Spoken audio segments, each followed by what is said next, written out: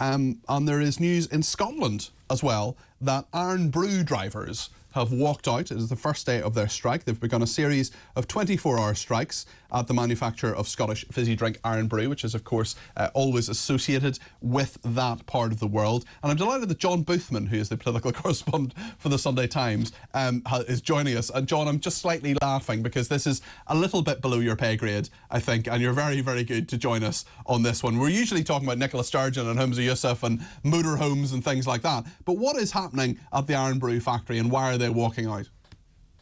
Peter, it's worth saying, like everybody else in Scotland, including probably Nicola Sturgeon, everybody loves Irn Bru. Yes, yes. 20 cans of it are sold in Scotland every second. 20 cans a second? Yeah, it's the most popular drink.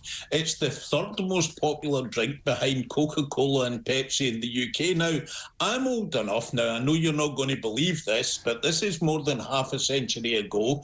I'm old enough to remember that when we went to England with the family to visit relatives, you used to have to take Irn Bru, Scotch pies, haggis and square sliced sausages, right? So this is an important thing. The essentials of any journey. Anything that disrupts the supplies of Irn Bru would be a problem in Scotland now. Do they still, John, do they still have those bars? You know, those really kind of sticky, I used to get them for 10p, but like an Irn Bru bar that like tastes of Irn Bru. Do they still have those? I've not seen them around for a very long time, it has to be said. But look, you know, they were part of what's been a series of amazing marketing ploys by the company that's really popularised Irn Bru. There's a very, very famous advert that we've all certainly seen up here, parodying the snowman, the Raymond Briggs thing, where the snowman is flying through the sky. Sorry, I'm impersonating the snowman here. Flying through the sky with a can of Irn Bru, and they changed the lyrics of that. There was a very, very famous advert about Irn Bru made in Scotland from girders, which involved big pictures you'll remember of the Forth Road Bridge. So it is anything that disrupts supplies, as I was saying, is an issue. And why are they actually striking, John?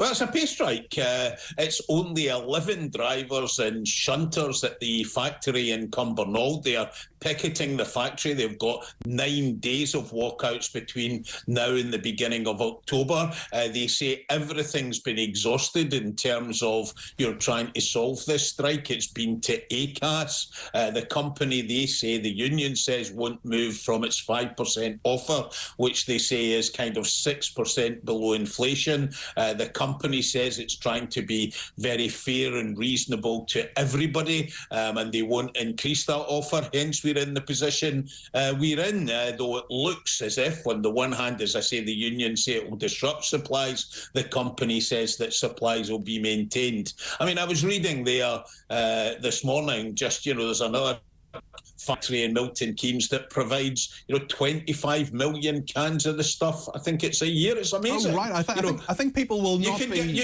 Peter, you can get this stuff in McDonald's in Scotland, right? How worried are you about supplies? I mean, the Milton Keynes factory production might be stepped up, but I mean, are you a big fan of Irn Bru? Does it get you through your day? Or are you more a cappuccino kind of guy? No, I would have an Irn Bru. Now, I don't drink, but it's great for hangovers, they tell me. Right, okay. It's big sellers, particularly, round about the Christmas period. Mm-hmm. Now, the weather's been quite good this week, so I imagine sales have gone quite well. Yeah, and I mean, could there be a run on them, for example? Could people be thinking, well, supply might be tricky? Could there be trouble brewing?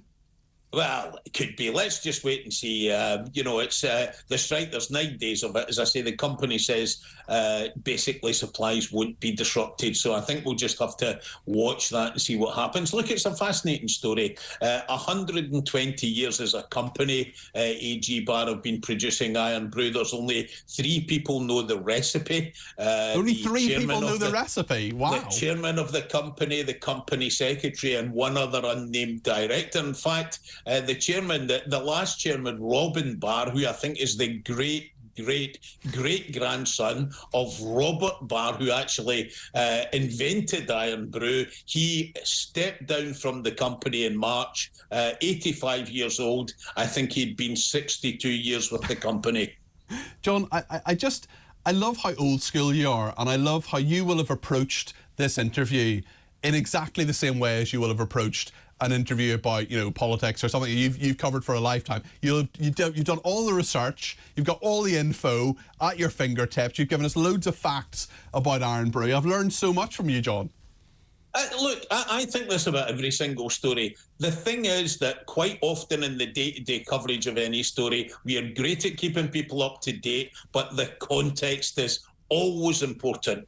It's always important to get the background and the context so that people know where we are. So I think absolutely, we all try and do that. Yeah? Of course. Well, Jhon, next time you are in this part of the world, in London, maybe for a meeting or something, I will take you out for an Irn Bru, if there is any left.